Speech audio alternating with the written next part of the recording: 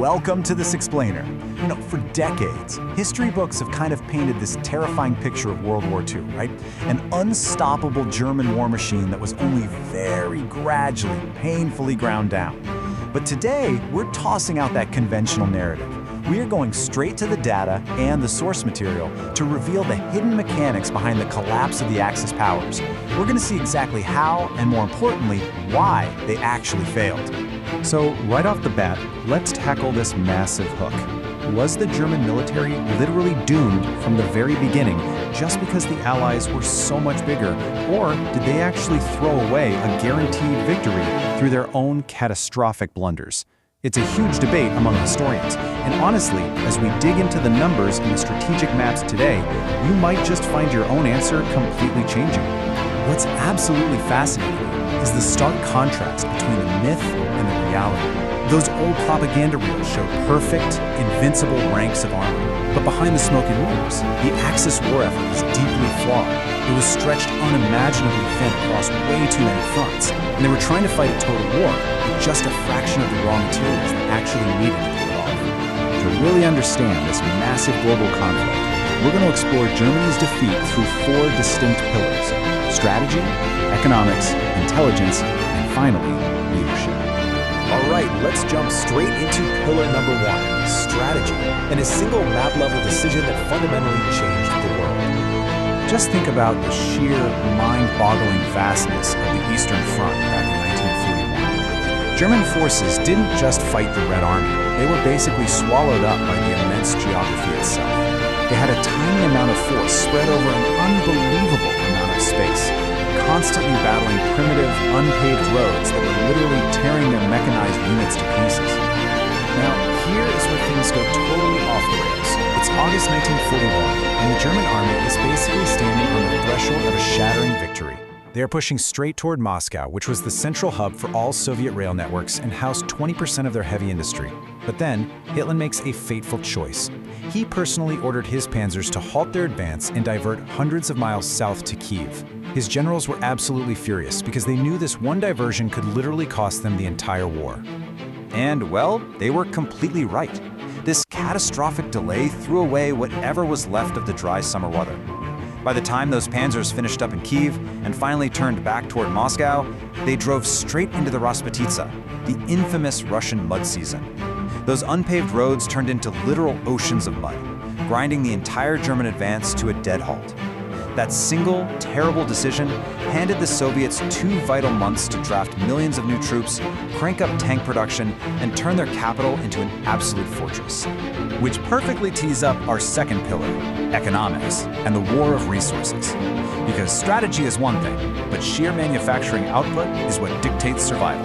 Look at how wild this data is. It completely flips. Back in 1941, after the fall of France, the Axis actually held a major GDP advantage over an isolated Britain, dropping the Allied to Axis ratio to an agonizing 0.38. But once the Soviet Union miraculously survived that first winter, and the United States entered the fray, the cold hard math of total war kicked in. By 1942, the Allies suddenly held a staggering 1.83 GDP advantage. From that moment on, they were outproducing Germany by margins that made an Axis victory mathematically near impossible. To really put the sheer scale of this economic war into perspective, just think about this number: 93%. An unbelievable 93% of all Soviet railway equipment, the locomotives, the freight cars, the wide-gauge rails, was provided entirely by the Allies. There is simply no way the Soviets could have maintained their logistics without it.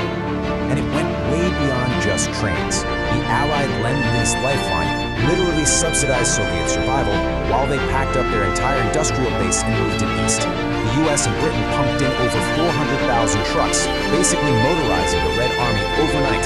They supplied 58% of Soviet high-octane aviation fuel, massive amounts of rolled steel, and enough food to feed a 12-million-man army for the whole war. In stark contrast, Germany's war machine was quite literally starving. While the Allies had these sprawling global supply chains, Germany was desperately scraping by on captured territories and a measly 13 million barrels of Romanian oil. They were locked in a brittle economic position, bleeding resources across multiple fronts while fighting an opponent with seemingly endless material abundance. All right, let's move on to our third pillar, intelligence, broken codes, and some seriously wasted tech. This is where we see an incredible dichotomy. It's the invisible war. You have the Allies securing huge victories through the top-secret, quiet mathematics of intelligence, while the Germans were busy squandering massive, loud technological leaps thanks to sheer top-down mismanagement. On the Allied side, you have the Ultra Project. Working in absolute secrecy, Alan Turing and his team of codebreakers did the impossible. They cracked the German Enigma cipher. The Germans fully believed Enigma was unbreakable, so they were totally oblivious, while Ultra allowed the Allies to silently read their U-boat locations. It was like having a cheat code. They secretly rerouted vital supply convoys right around the U-boat wolf packs, keeping Britain's crucial logistics flowing. Meanwhile, the Germans actually had their hands on a war-altering piece of technology, the Messerschmitt Me-262, the world's very first operational jet fighter. This thing was an astonishing 100 miles per hour faster than the best Allied planes out there. General Adolf Galland famously said he would rather have one Me-262 than 5 M109s.